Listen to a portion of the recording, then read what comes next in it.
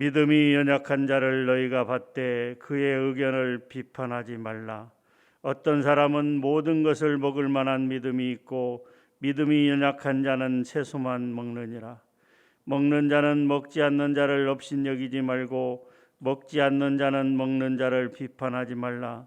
이는 하나님이 그를 받으셨음이라. 남의 하인을 비판하는 너는 누구냐? 그가 서 있는 것이나 넘어지는 것이 자기 주인에게 있음에 그가 세움을 받으리니 이는 그를 세우시는 권능이 주께 있음이라. 어떤 사람은 이 날을 저날보다 낮게 여기고 어떤 사람은 모든 날을 같게 여기나니 각각 자기 마음으로 확정할지니라. 나를 중히 여기는 자도 주를 위하여 중히 여기고 먹는 자도 주를 위하여 먹으니 이는 하나님께 감사하며 먹지 않는 자도 주를 위하여 먹지 아니하며 하나님께 감사하느니라. 우리 중에 누구든지 자기를 위하여 사는 자가 없고 자기를 위하여 죽는 자도 없도다. 우리가 살아도 주를 위하여 살고 죽어도 주를 위하여 죽나니 그러므로 사나 죽으나 우리가 주의 것이로다. 이를 위하여 그리스도께서 죽었다가 다시 살아나셨으니 곧 죽은 자와 산 자의 주가 되려 하심이라. 내가 어찌하여 내 형제를 비판하느냐? 어찌하여 내 형제를 업신여기느냐? 우리가 다 하나님의 심판대 앞에 서리라. 기록되었으되 주께서 이르시되 내가 살았노니 모든 무릎이 내게 꿇을 것이요 모든 혀가 하나님께 자백하리라 하였느니라. 이러므로 우리 각 사람이 자기 일을 하나님께 직고하리라. 그런즉 우리가 다시는 서로 비판하지 말고 도리어 부딪힐 것이나 거칠 것을 형제 앞에 두지 아니하도록 주의하라. 내가 주 예수 안에서 알고 확신하노니 무엇이든지 스스로 속된 것이 없으며 다만 속되게 여기는 그 사람에게는 속되니라. 만일 음식으로 말미암아 내 형제가 근심하게 되면 이는 내가 사랑으로 행하지 아니함이라. 그리스도께서 대신하여 죽으신 형제를 내 음식으로 망하게 하지 말라. 그러므로 너희의 선한 것이 비방을 받지 않게 하라. 하나님의 나라는 먹는 것과 마시는 것이 아니요 오직 성령 안에 있는 의와 평강과 희락이라. 이로써 그리스도를 섬기는 자는 하나님을 기쁘시게 하며 사람에게도 칭찬을 받느니라. 그러므로 우리가 화평의 일과 서로 덕을 세우는 일을 힘쓰라니 음식으로 말미암아 하나님의 사업을 무너지게 하지 말라. 만물이 다 깨끗하되 거리낌으로 먹는 사람에게는 악한 것이라. 고기도 먹지 아니하고 포도주도 마시지 아니하고 무엇이든지 내 형제로 거리끼게 하는 일을 아니함이 아름다우니라. 내게 있는 믿음을 하나님 앞에서 스스로 가지고 있으라. 자기가 옳다 하는 바로 자기를 정죄하지 아니하는 자는 복이 있도다. 의심하고 먹는 자는 정죄되었나니 이는 믿음을 따라 하지 아니하였기 때문이라. 믿음을 따라 하지 아니하는 것은 다 죄니라. 아멘. 로마서 14장의 가장 중요한 문제는 형제를 비판하지 말라라고 하는 것과 형제로 거리끼게 하지 말라라고 하는 권면이요 명령의 말씀입니다. 이제 사도 바울은 로마 교회에 그 편지를 보내는 로마서에서 당시 로마 교회의 가장 중요한 핵심적인 문제 중에 하나였던 바로 음식 문제와 절기 문제에 대해서 이 문제가 있다는 것을 이야기하면서 이러한 문제로 성도 상호 간에 판단하고 비판하는 것을 금지하라 이렇게 명령하고 있습니다. 당시 로마는 거대한 로마 제국의 중심 도시였으며 또한 로마 교회에 출석하고 있는 신자들, 성도들 또한 아주 다양한 민족적 혹은 문화적 배경을 가지고 있는 사람들이었습니다. 특별히 유대인들과 유대인으로서 예수 그리스도를 따르는 그러한 성도들과 유대인이 아닌 이방인들, 그 이방인들이 복음을 듣고 예수 그리스도를 따르는 그 유대인과 이방인들 간에는 분명한 민족적 어떤 또 역사적 또 문화적 이런 배경들이 있었기 때문에 이로 인해서 발생하는 문제들이 있었습니다. 그 중에 중요한 문제가 하나가 바로 음식 문제였습니다. 이것을 먹어야 되느냐 말아야 되느냐. 쉽게 말씀드리면 이 고기를 먹을 수 있느냐 없느냐라고 하는 문제가 있었다라고 하는 것이죠. 유대인들은 레위기 11장에 기록된 그 구약 말씀, 모세의 율법을 준수하였기 때문에 먹을 것과 먹지 못할 것을 분명히 구분을 했습니다. 또 사실 당시 이 로마 교회에 있을 때 그 시장에서 유통하고 있는 고기의 대부분이 바로 그 이방 신전에 들어가서 제물로 바쳤다가 나온 것들이 대부분이었기 때문에 유대교 출신 신자들 중에서는 고기를 아예 먹지 아니하고 채식만을 하는 그런 채식주의자들이 있었다라고 하는 것이죠. 그런데 그 유대교의 전통을 따르지 않은 이방인 신자들은 그런 유대교의 율법을 알지 못했기 때문에 아무 고기나 막 먹게 되었다라고. 이로 인해서 유대교 신자들은 이방인들을 향하여 왜 그런 우상의 그 신전에서 제물로 드려진 그 고기를 먹을 수 있느냐라고 비판을 하게 되었고, 이방인들은 그것이 무슨 거리낌이 있느냐, 왜 우리를 비판하느냐 하면서 서로 간에 언쟁과 그런 싸움이 일어나게 되었다라고 하는 것이죠. 이에 사도 바울은 오늘 로마서 14장에서 먹는 자와 먹지 않는 자가 서로 판단하지 말라. 유대인들과 이방인들이 그런 문제로 서로 다투지 말라라고 이야기하고 있습니다. 당시 로마 교회가 가지고 있던 가장 큰 문제가 바로 아디아포라라고 하는 것이죠. 아디아포라. 이 아디아포라라고 하는 것은 하나님의 말씀에는 없지만 그들의 어떤 역사적인 전통을 따라서 그 행위 자체가 선악과 관계가 없고 또 성경에 하라 하지 말라 이런 말씀이 없기 때문에 성도들이 서로 자기의 주장을 따라서 그렇게 행한 결과로서 성도 상호 간의 갈등과 분쟁의 원인이 되었던 그런 문제를 이야기하고 있습니다. 문제는 성도들이 서로의 행동을 이해하지 못하고 갈등하고 분쟁하였다라고 하는 것이죠. 믿음이 강한 자들은 약한 자들을 업신여기고 비판했으며 믿음이 약한 자들도 또한 믿음이 강한 자들의 그 행위를 판단하고 비판하였다라고 하는 것이죠. 사도 바울은 오늘 14장 말씀에서 성도가 서로 판단하지 말아야 될 이유로 믿음이 강한 자나 약한 자나 다 하나님께서 하나님의 백성으로 삼으시고 세움받은 자들이며 또 이후에 동일하게 하나님의 심판대 앞에 설 그러한 자들이기 때문이다라고 이야기하고 있습니다.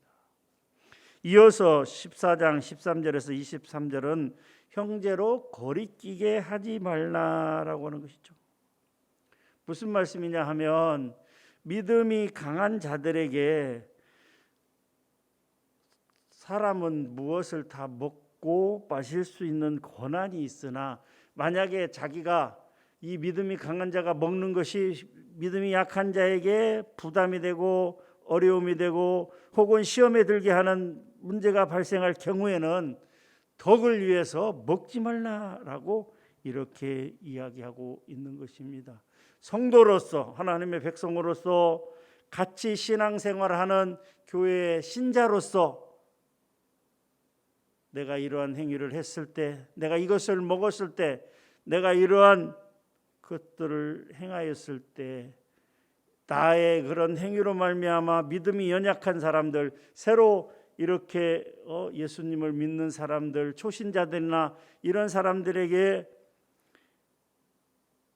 문제가 생기거나 그 사람이 시험에 드는 그런 문제가 생긴다면 덕을 위해서 먹지 말라라고 그렇게 이야기하고 있습니다. 예를 들자면 어떤 음식을 먹든지 간에 그 음식 자체가 속된 것은 없지만 그 속된 것은 없으나 그것을 속되게 여기는 자는 그 음식이 속된 것이 된다라고 하는 것이죠. 따라서 어떤 음식을 속되게 여기는 형제들 앞에서 그 음식을 먹게 되면 형제의 양심을 근심하게 하고 심한 경우에는 믿음에서 실족시킬 염려가 있다라고 하는 것이죠. 그렇기 때문에 믿음이 연약한 자를 위해서 절제하는 것도 또한 은혜가 된다라고 하는 것이죠. 그러면서 사도 바울은 이 음식으로 인해서 형제가 근심하게 되면 이것은 사랑으로 행하지 아니함이라라고 이렇게 말씀하고 있습니다. 15절 말씀이죠. 15절 말씀을 같이 한번 읽어보도록 하겠습니다. 만일 음식으로 말미암아 내 형제가 근심하게 되면 이는 내가 사랑으로 행하지 아니함이라. 그리스도께서 대신하여 죽으신 형제를 내 음식으로 망하게 하지 말라라고 말씀하고 있습니다. 내 음식으로 망하게 하지 말라라고 말씀하고 있다라고 하는 것이죠. 또한 하나님의 나라는 먹는 것과 마시는 것이 아니고 오직 성령 안에 있는 의와 평강과 희락이다라고 말씀하고 있는 것입니다. 그런데 음식으로 말미암아 하나님의 사업을 무너지게 하지 말라라고 그렇게 명령하고 있습니다. 그러므로 사도 바울은 비록 믿음이 강한 자가 모든 것을 먹을 자유가 있다 하더라도 형제를 위해 먹을 자유를 절제하는 것이 아름답다라고 권고하고 권면하고 있는 것입니다. 21절 말씀이죠. 같이 한번 읽겠습니다. 고기도 먹지 아니하고 포도주도 마시지 아니하고 무엇이든지 내 형제로 거리끼게 하는 일을 아니함이 아름다우니라. 그렇습니다. 오늘 우리는 14장 말씀을 통해서 몇 가지 교훈을 얻을 수가 있는 것입니다. 지금 오늘날 한국 교회와 이 현대 살아가는 우리들에게는 많은 문제들이 발생하고 있는 것을 볼 수가 있습니다. 같이 한 교회 이름 아래서 신앙생활을 하는 수많은 성도들 가운데도 각자 개인의 생각이 있고 가치관과 생활 습관들의 차이 등이 있습니다.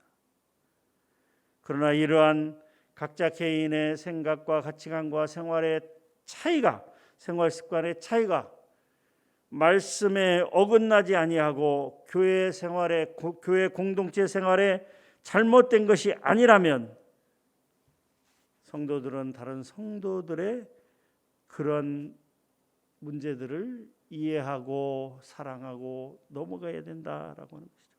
아하, 저 사람은 나와 많은 면에서 차이가 있지만 내가 그것을 이해하고 포용하고 넘어가야 된다라고 하는 것입니다. 그 형제를 나와 다르다고 해서 비판하거나 정죄해서는 안 된다라고 하는 것이죠. 또한 주 안에서 하나 된 형제들을 위해 나의 생각과 행동의 자유를 절제하고 제한하는 것이 필요하다라고 하는 것이죠. 더 나아가서 예수 그리스도께서 우리를 용서하신 것처럼 우리도 또한 형제를 진심으로 용서하고 또한 연합을 이루어 나가야 된다라고 하는 것이죠. 사실 우리 서문교회는 많은 아픔이 있습니다. 우리는 많은 어려움을 겪었습니다. 특별히 2003년과 2013년에 교회가 나누어지고 분리되는 아픔을 겪었다라고 하는 것이죠. 그런데 그로 인해서 남아있는 사람들과 또 나갔다가 다시 들어온 사람들 가운데 적지 않은 갈등이 있다라고 하는 것이죠. 남아있었던 사람들은 왜 그것을 참지 못하고 나갔느냐라고 비판하고 정죄합니다. 나갔다가 다시 들어온 분들은 나갈 수밖에 없었던 상황인데 왜 그것을 가지고 또 우리를 정죄하느냐라고 또 그렇게 언성을 높이고 있다라고 하는 것이죠. 기독교는 예수 그리스도의 십자가의 죽으심과 또 부활과 승천, 오순절마가 다락방에서 120명의 성도들이 일심으로 기도하고 그때 성령이 내리시고 또 그들에게 성령이 말하게 하심을 따라 수많은 방언으로 말씀을 전하고, 또 사도 베드로와 많은 하나님의 백성들, 특별히 예수 그리스도의 제자들이 말씀을 전하고 복음을 전할 때 기적들이 일어나고, 사도 베드로가 말씀을 전할 때 3,000명, 5,000명씩 회개하는 놀라운 일들이 벌어지게 되었고, 그 이후로 교회는 폭발적인 성장을 하게 되었습니다. 로마 대제국의 황제들은 이 기독교를 탄압하기 위해서 수많은 사람들을 죽이고, 하나님의 백성들은 순교를 당하게 되었고, 카테콤이라고 하는 그 지하 동굴에서 예배를 이어갈 만큼 어려운 시절을 보냈습니다. 300년이 넘는 그런 시간 동안에 그 로마 제국의 탄압으로 인해서 수많은 변절자들이 생겨나게 되었습니다. 예수 그리스도를 떠나는 사람들이 많아지게 되었습니다.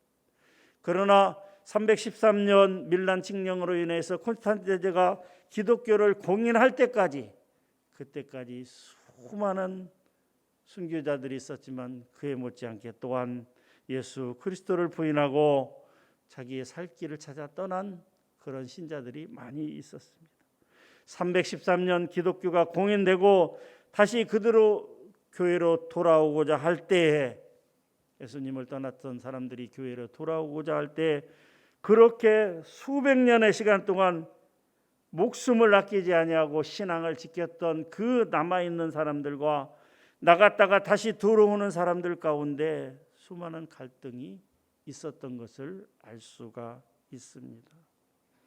사랑하는 성도 여러분, 교회에는 수많은 사람들이 존재합니다.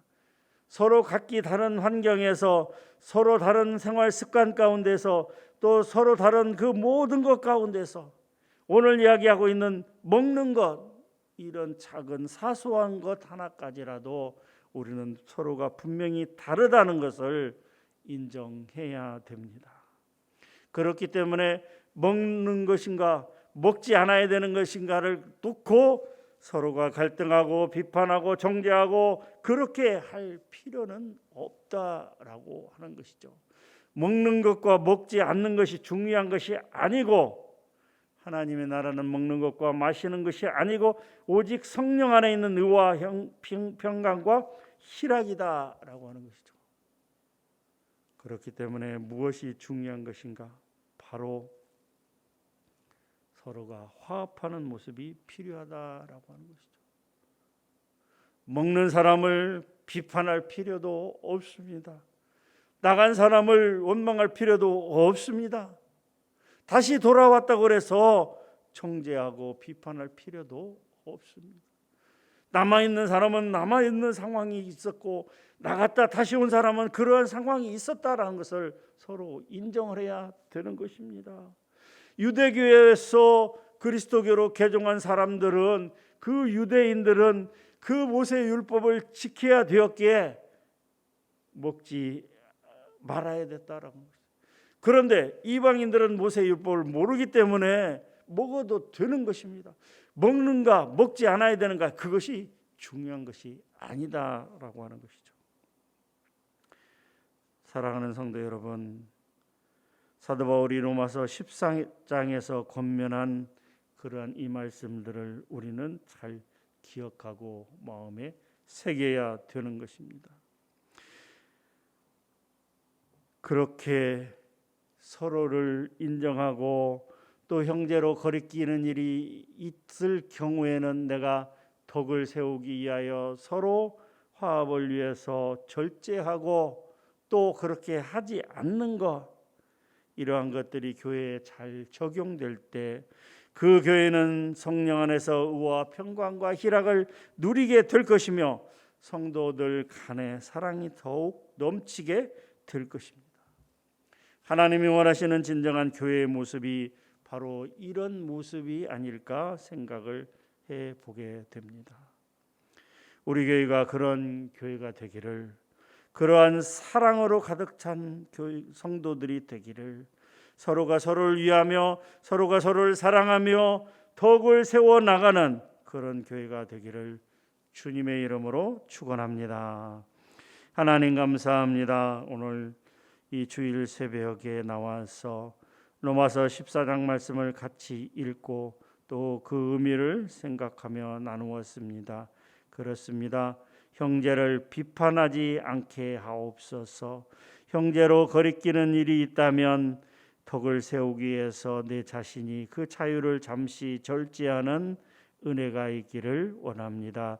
그리하여 하나님 그런 먹는 것과 이런 어떤 절기 문제와 이런 것 사소한 문제로 인해서 서로가 비판하고 갈등하고 나누어지는 것이 아니라 하나님 이러한 것들이 중요하지 않음을 깨닫고 진정 우리가 무엇을 위해서 함께 나가야 되는 것을 하나님 깨닫게 하시고 그렇게 사랑으로 나아가는 우리 성도들 우리 교회 될 수 있도록 은혜 베풀어 주시옵소서.